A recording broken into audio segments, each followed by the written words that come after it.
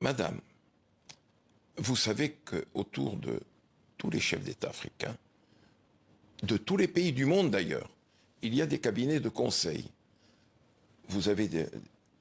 Il vous appartient d'interroger tous ces conseillers des chefs d'État africains.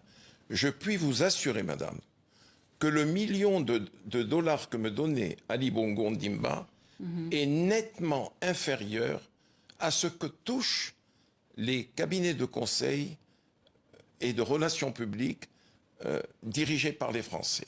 Donc pour vous, ça fait partie de Non, votre travail de lobbyiste. c'est mon métier. C'est votre métier. Je faisais de la politique de très haute volée. J'avais des missions confidentielles. Je suis étonné que vous n'ayez pas pris connaissance de tous les documents que j'ai mis à la fin de mon livre. Ah, tous les annexes. Toutes les annexes. Il y a une centaine de pages. C'est oui. énorme.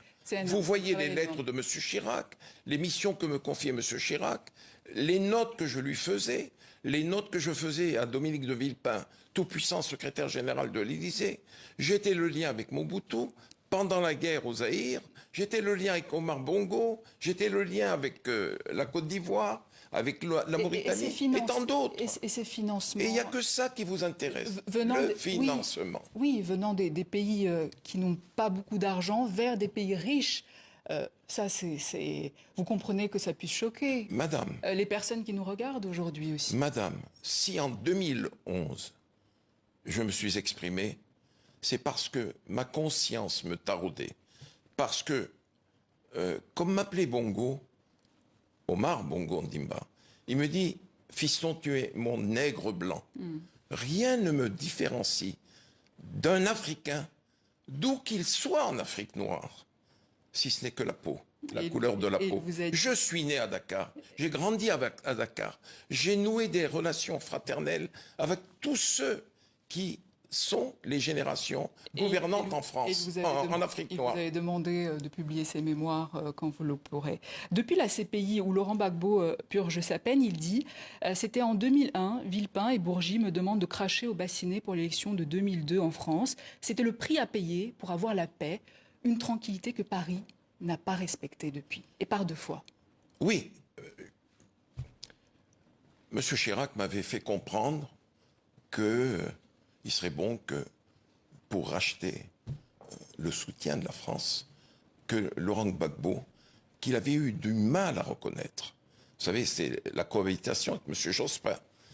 Il a eu du mal à le reconnaître, mais il a fini par le reconnaître. Et je dis dans mon livre, je regrette que vous n'ayez pas lu ce passage, c'est dans la salle de bain de Laurent Gbagbo à Abidjan que Dominique de Villepin, 2 jours auparavant, m'avait dit « Le président Chirac appellera Laurent Gbagbo lundi matin à 9 h. Il me précise à 9 h, heure de Côte d'Ivoire. Et je me trouvais chez Laurent à 8h30. Il va dans la salle de bain et c'est là que le coup de fil arrive sur mon portable.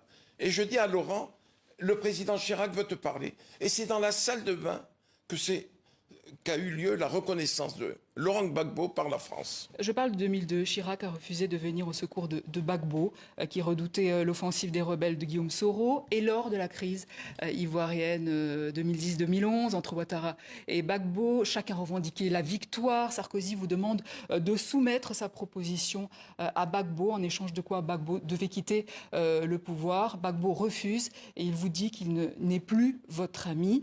Sarkozy répond dès demain: je le vitrifie. La suite, on la connaît évidemment. Qu'est-ce que ça vous fait, qu'est-ce que ça vous a fait de voir les images tourner en boucle à travers le monde d'un Laurent Gbagbo en Marseille avec son épouse Simone? Madame, j'en ai beaucoup souffert. Oui. Je puis vous dire... Leur résidence a été bombardée par l'armée française, l'ONUCI et les troupes de Ouattara.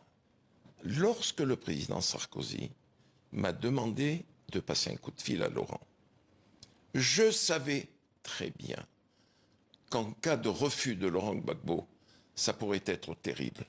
J'ai essayé à travers ce coup de fil de faire comprendre à Laurent que c'était sa vie qui était en danger. Et il m'a raccroché au nez. Il m'a raccroché au nez. Il m'a dit « Bon, je t'ai assez parlé, Bob. » Il a raccroché. Si Claude Guéant était là, secrétaire général de l'Élysée, il vous confirmerait ce que je vais vous dire. J'ai éclaté en sanglots, madame, parce que je savais ce qui allait se passer. Je suis allé chez le président, bureau mitoyen. Sarkozy. Il me dit, président Sarkozy, bien sûr. Il me dit alors, qu'est-ce qu'il a dit ton ami Gbagbo? Je lui ai dit, il a refusé ta proposition, président. Donc c'est un livre pour vous rabibocher avec Gbagbo aujourd'hui? Madame, je ne cherche pas à me rabibocher. À mon âge, je voulais laver ma conscience. Ce sentiment de culpabilité m'habite depuis la chute de Laurent, parce que je l'ai vécu. J'ai essayé d'attirer son attention. Il y a eu un événement. J'ai voulu, moi, empêcher Laurent Gbagbo de venir à Marcoussis pour les accords de Marcoussis. J'ai eu Eugène Alou, son homme de confiance, directeur du protocole, à mon cabinet. Je lui ai dit, Eugène, Laurent est encore à Abidjan.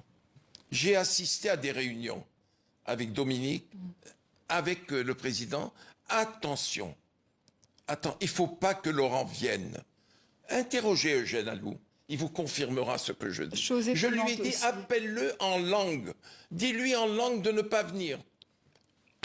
Laurent lui a dit, tu dis à Robert que je viens.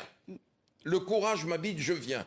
Et c'est là que Dominique de Villepin, Marcoussis, lui dit, je vais te tordre le bras. C'est inacceptable. Monsieur Bourgi, autre chose étonnante, on n'a plus que quelques minutes. Oui. On découvre dans ce livre votre proximité avec le patron du Canard enchaîné, Claude Angély, à qui vous avez donné pas mal d'informations. Je pense par exemple à l'affaire de l'appartement d'Alain Juppé en 95. Mais alors, les diamants de Bokassa, c'est vous aussi? Oh non, pas du tout. Pas du tout. J'ai connu Claude après 81. J'en ai été très proche. À 20h, je lui parlais. J'ai passé 1 heure au téléphone avec lui. Mais vous oubliez une chose, madame. Je suis le témoin de mariage de Claude Angély avec Stéphanie Meignet. Donc Bokassa, c'est pas vous. Est-ce que vous direz, monsieur Bourgi, que la France-Afrique est finie aujourd'hui? Pour ma part, elle est finie. Pour ce qui me concerne. Pour ce qui me concerne. Et j'assiste simplement, impuissant et triste, au déclin de la France en Afrique. Et tout ça à cause de l'arrogance de notre pays vis-à-vis des chefs d'État africains.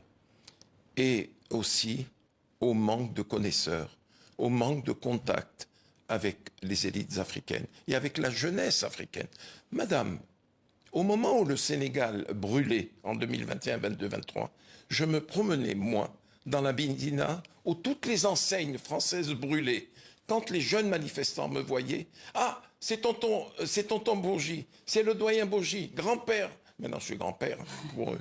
Voilà, merci. Ça c'est la satisfaction que j'en tire. Merci Robert Bourgi. Je rappelle le titre de votre livre, coécrit avec Frédéric Lejal, Ils savent que je sais tout, ma vie en France-Afrique, aux éditions Max Milo. Et c'est ainsi que s'achève cette édition. Demain, retrouvez Dominique Chimbakala. À demain.